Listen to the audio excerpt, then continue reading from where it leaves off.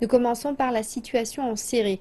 Le secrétaire d'État américain John Kerry a déclaré que Washington et Moscou s'étaient mis d'accord pour renforcer le contrôle du cessez-le-feu dans ce pays et qu'il espérait davantage de clarté sur ce point.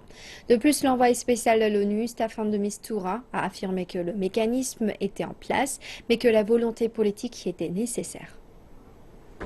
Russia and the United States have agreed. La Russie et les États-Unis s'accordent à dire qu'il y aura une présence accrue du personnel qui travaillera ici à Genève de façon quotidienne, 24 heures sur 24 et 7 jours sur 7. Cela dans le but de s'assurer qu'un meilleur travail et une capacité supérieure permettront de faire respecter la cessation des hostilités au jour le jour. Ensemble, avec les Russes et les Américains, nous confortons la construction du centre des opérations de l'ONU. En d'autres termes, nous préparons le mécanisme. Cependant, le mécanisme nécessite une volonté politique, autrement il n'y aurait que le mécanisme. Cela commence aujourd'hui avec la préparation d'un meilleur mécanisme, du contrôle et du suivi d'un nouveau cessez-le-feu.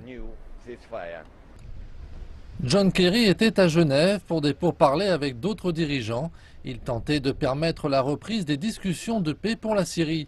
Le diplomate américain a affirmé qu'à bien des égards le conflit était hors de contrôle et qu'il exhortait l'ensemble des parties à mettre un terme aux violences et à appliquer la cessation des hostilités.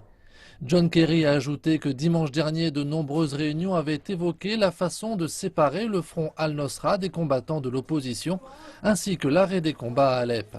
Enfin, il a précisé que des avancées avaient été réalisées sur ces points.